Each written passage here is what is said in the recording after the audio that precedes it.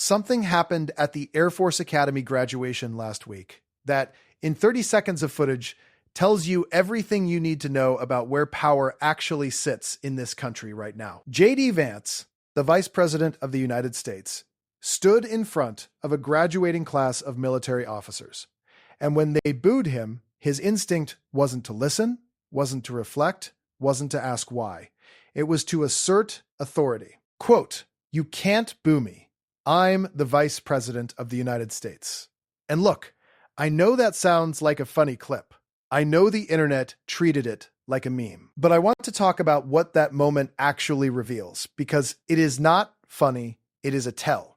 And it connects directly to the billionaires who built this man's career, the AI surveillance infrastructure they are openly constructing, and why Senator Bernie Sanders and I have been working to put real federal protections in place before it's too late. We are going to get into all of it today. But before we do, if you're new here and this is the kind of content you care about, please hit that like button and subscribe right now. It genuinely helps this channel grow and reach people who need to hear this. It takes 2 seconds and it means everything. All right, let's go. Here's the clip. Here is the detail that the coverage largely glossed over. Active duty military personnel are legally bound by regulations that prohibit political demonstrations while in uniform. These are not random civilians. These are people trained to follow orders, people whose careers depend on institutional compliance. And they were still booing. That's not a heckle. That's a signal. When people who literally cannot freely protest still push back, that's the canary in the coal mine. And Vance's response, not "I hear your concerns," not "let's talk about this," but "you can't boo me," that is the authoritarian reflex. That is the sound of someone who has confused holding an office with being above accountability. In a democracy, public officials are always subject to the public. Always. That's not a bug in the system. That's the whole point of the system. Now, why were they booing in the first place? Because Vance was up there defending corporate AI to a room full of people whose careers are about to be reshaped by it. And that corporate AI has very specific patrons. Let's look at who actually built JD Vance. Raw Story noted the context here. This was not the first time Vance has been booed in public. The Winter Olympics, Michigan, and now the Air Force Academy. There is a pattern. And critically, the piece points out that Vance himself acknowledged that tech executives discussing AI had been met with literal boos at other graduations. He knew the topic was radioactive. He went there anyway. And when he met resistance, even from an audience legally constrained from expressing it, his instinct was to shut it down. Now let's look at where that instinct comes from. CBS News laid out the receipts on this clearly. JD Vance did not emerge from some grassroots political movement. He was cultivated, financed, and elevated by Peter Thiel, co-founder of PayPal, early Facebook investor, one of the most influential libertarian tech power brokers on the planet. $15 million to a single Senate race, the largest such individual donation in American history. Vance worked at Thiel's investment firm. Thiel personally walked him into Trump's orbit. And then Thiel, through a dark money nonprofit, kept the cash flowing. So when Vance stands at a military podium defending corporate AI while graduates boo him, you are watching a return on investment. You are watching the product perform for the investor. And what exactly does that investment want to build? Let me be specific, because people like Thiel, Larry Ellison, Jeff Bezos, and Mark Zuckerberg are not hiding what they want. They have said it openly. Ellison, the founder of Oracle, one of the richest men on earth, gave a presentation at Oracle's financial analyst meeting in 2024, where he described in detail the AI-powered future he is building. And I want you to hear exactly what he said, because it is one of the most chilling things a tech billionaire has ever stated on the record. Fortune reported on this speech, and the response was largely a shrug from mainstream media. But let's be clear about what Ellison actually said. Citizens will be on their best behavior because we are constantly recording and reporting everything that is going on. That is not a warning. That is a pitch. That is a billionaire selling an infrastructure product. The data centers, the AI processing models, the surveillance networks, and describing the social control it enables as a feature, not a bug. And the comparison to China's social credit system is not an exaggeration by critics. It is the direct analogy that reporters drew from Ellison's own description. This is the world that the architects of JD Vance's political career are actively building. And Zuckerberg, he's been equally transparent about what AI means for the people who work for him. Like SREOs, like they're not going to be able to do that. It's complex. They're not going to be able to do this. And now it's like, damn. Now you got Zuckerberg saying, we'll just look at your screen and see what you do every day. Yeah. That's basically the essence of what we are trying to do here. Doesn't make it any better, Zucks. Right. We're rolling it out in a way that is like, it's like we're not like actually, no human or anything is like looking at or watching what you're. We're not looking at your porn that you're watching. The machines are. The machines are looking at the porn that you're watching for science-based purposes. Yeah. What people are doing on their computers, the content is sort of, stripped out. Of course. Like as much as is possible. It's like none of the data is being used for like looking at what people are doing or surveillance or performance tracking or anything like that. It's purely just like we are using this to feed a very large amount of content into the AI model so that way it can learn how smart people use computers to accomplish tasks. I can answer that question for you right now. Your AI model is going to be a pervert when this is all done. Yeah. Why are all these engineers looking at porn all the time? Right. Because that's what smart engineers do, AI Right. model. Yeah, that's what they do. That's how they get the edge off. Yeah. Can you imagine spending billions of dollars just to get a perverted model out of it?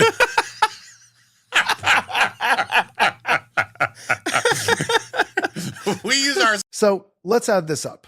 The vice president, funded by a tech billionaire, goes to a military graduation and defends corporate AI, while graduates boo him. The billionaire class behind him has openly described an AI-powered surveillance state, and Zuckerberg has told his own employees in leaked internal communications that their job is literally to train the machine that will replace them. Vance loves to talk about conservatives being silenced.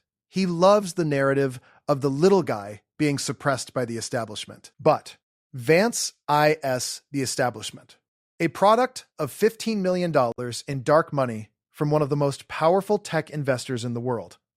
The real silencing happening in America is not ideological. It is economic. It is the displacement of truck drivers, warehouse workers, customer service reps, and software engineers, real human beings with real dignities, by machines that transfer all the value upward to a handful of CEOs. That is the silencing that matters. That is what those graduates were reacting to when they booed. And here is the good news. There are people in power who are actually fighting back. I've talked with Bernie Sanders about this directly, and what he and AOC are proposing is concrete, it is urgent, and it is necessary. Be the most transformative economic revolution in the history of this country, in the history of the world. Far more significant and fast-moving than the Industrial Revolution, which took people off the farms into factories, and far more significant than the movement that took people off of factories into offices. We are looking at a revolution being led by the same people who have the wealth and the power now. Mr. Musk, Mr. Bezos, Mr. Zuckerberg, Mr. Ellison, and others. They are investing many hundreds of billions of dollars into the development and implementation of AI and robotics. And in one sentence, what is the function of AI and robotics? It is to replace human labor. Jeff Bezos is now securing $100 billion, a fund of $100 billion, to automate factories. You know what that means? It means that all over our country, robots will be replacing human beings in the manufacturing sector.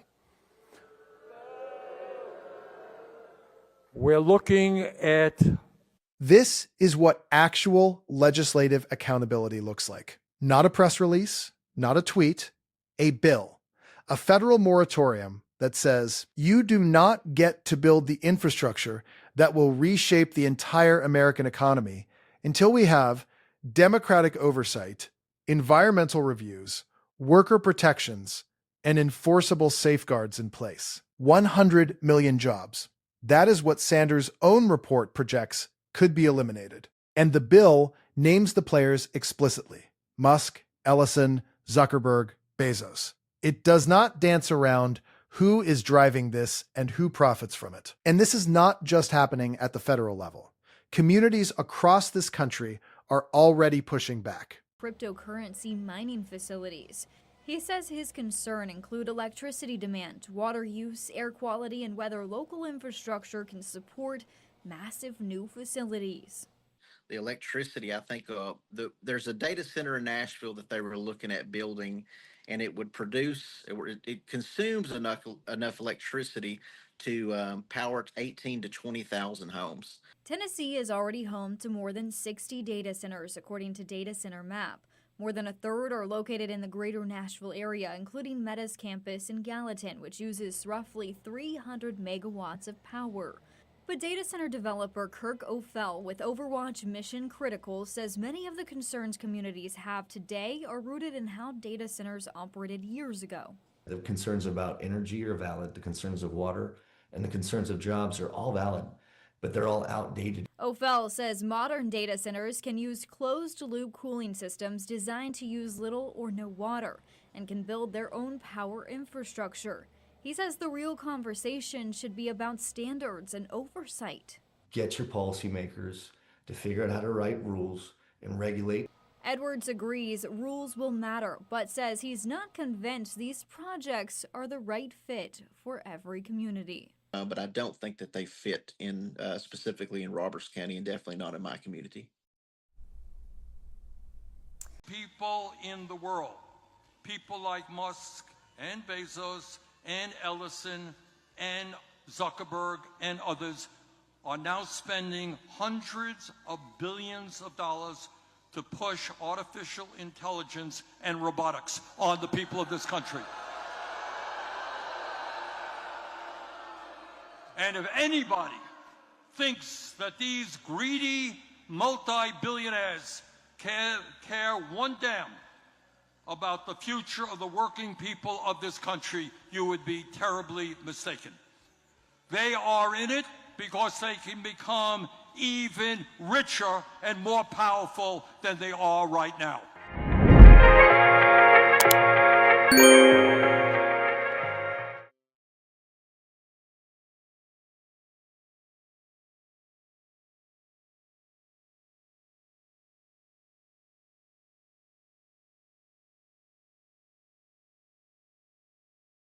JD Vance stood up in front of military graduates and told them they couldn't boo him.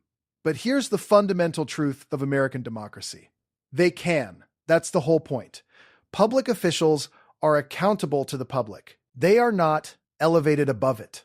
And when a vice president who was literally financed into existence by a tech billionaire gets up and defends the AI systems that Ellison admits are designed to surveil citizens, that Zuckerberg is using to replace workers, and that Sanders' own research suggests could eliminate 100 million jobs, the fact that people boo is not a problem. The booing is democracy. The question is not whether Americans have the right to dissent. They always have.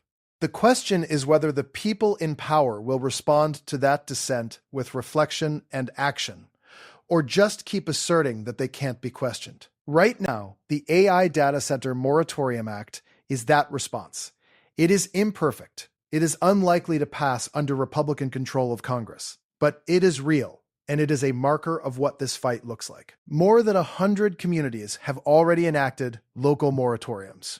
12 states have active proposals. The momentum is building, and I will continue covering this because this is one of the most consequential economic and political fights of our lifetimes. If you found this video useful, share it, leave a comment. If you are not subscribed yet, do it now, because we are going to keep going deeper on all of this. Thank you for watching.